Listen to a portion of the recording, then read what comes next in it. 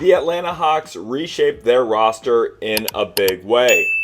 After a campaign of uneven stretches in the 2024-25 season, new Hawks GM Onsi Sala has left his immediate mark on the franchise. With some of the new pieces adding in a heavy dose of shooting, size, shot blocking, and defensive instincts, the Hawks' newest faces are great addendums to a roster that already boasts a collection of young talent. Will the Atlanta Hawks be once again relegated to mediocrity? Or will a busy offseason finally turn the tide for Trae Young and the ATL? The only fair place to start an Atlanta Hawks season preview is with Trae Young. The term underrated gets thrown around far too frequently, but when it comes to Ice Trae, the term actually applies. Trae is the most underrated player in the sport today. From all-star snubs to the new media slander, Young's greatness has been overlooked for far too long. To be frank, the Hawks offense is Trae Young. The reigning assist champion is the engine that makes Quinn Snyder's offense run. Not only did Young lead the league in actual assists per game, he blew out the competition in potential assists generated each night. His 20.7 potential assists per game was a near 30% spread above the second place finisher Nikola Jokic. While Young's standard efficiencies don't look incredibly appealing, his advanced efficiencies showcase how much of an offensive dynamo he truly is. Trae ranked third last season by volume on pull-up three-point attempts per game, while also finishing top 4 in drives per game. On those drives, he boasted a healthy 43.6% pass rate. The ability to punish drop coverage or beat aggressive pick and roll defense with the drive or with the pass gives the Hawks offense a steady heartbeat. Despite all the attention Trae draws from opposing defenses, Atlanta failed to consistently take or make threes last season around him. The Hawks ranked in the middle of the pack in total three-point attempts and just 18th overall in team three-point percentage. This is where the new faces will revolutionize Atlanta's offense. Kristaps Porzingis, Nickeil Alexander-Walker, and Luke Kennard combined to shoot over 14 threes per game last season. Porzingis, at 7'3", is the big change. The pivot from an inside big like Clint Capella to a deep-range delay action threat like Kristaps is a night and day difference for Atlanta's offensive context. For truly the first time in Trae's career, he will have a dynamic pick-and-pop partner or a trail big he can drop the ball off to in early transition. Defensively, Porzingis' sheer size provides an important piece of verticality as a backbone to a Hawks defense built around length and ball contain on the perimeter. Nickeil Alexander-Walker is a superb addition into that equation for the Hawks. Offensively, Nickeil gives the Hawks backcourt a much-needed dose of shooting and ancillary playmaking. His stellar corner three-point shooting will be a sight for sore eyes as a catch-and-shoot threat off of Young. His ambidexterity as a passer is one of my favorite micro skills in the entire NBA. Nickeil also is another elite pick-and-roll defender to complement Dyson Daniels.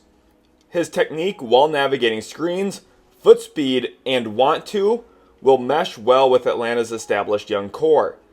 The combo between Nickeil and the Great Barrier Thief sounds like 48 minutes of torture for opposing ball handlers.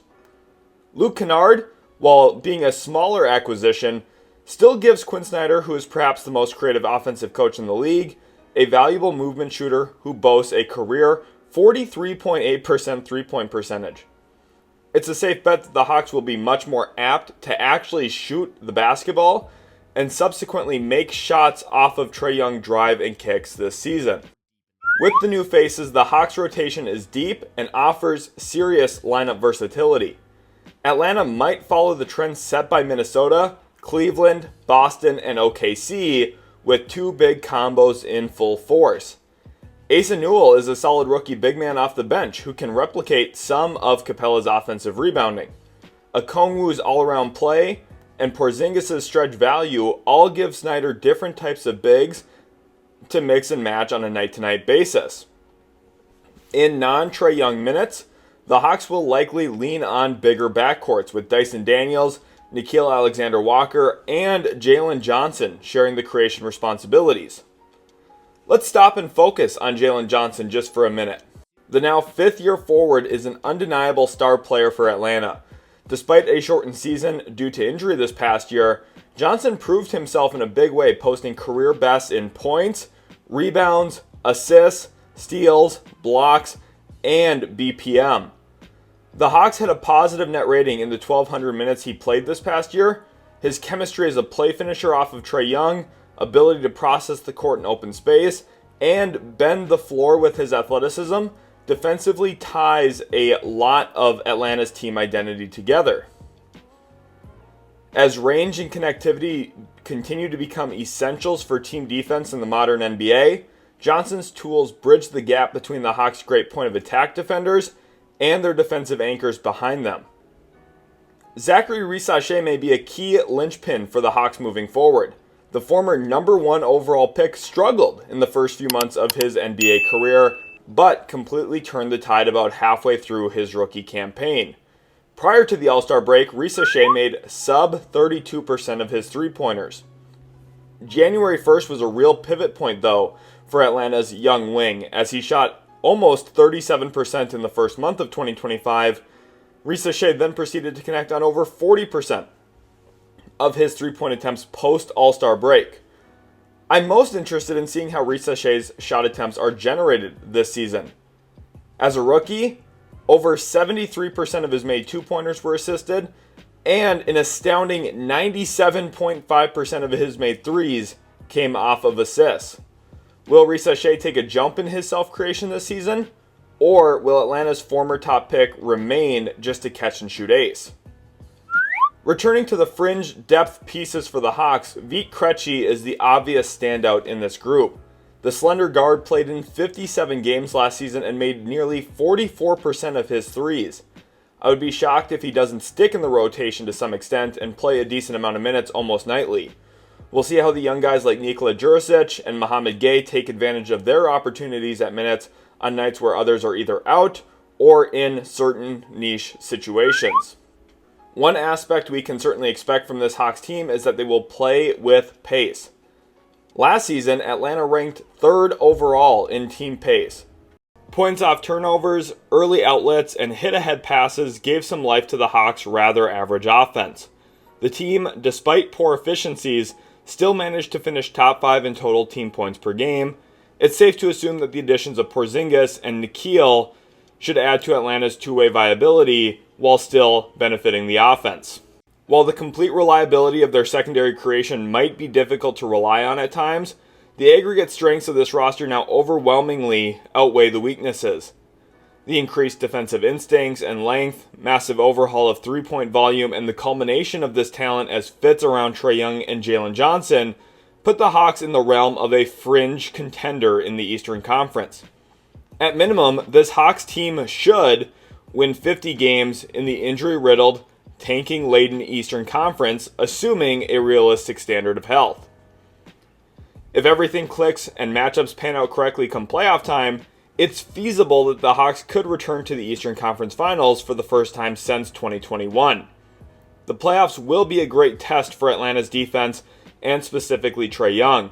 The reigning champion Oklahoma City Thunder are a testament to the value of not having a serious weak link on defense.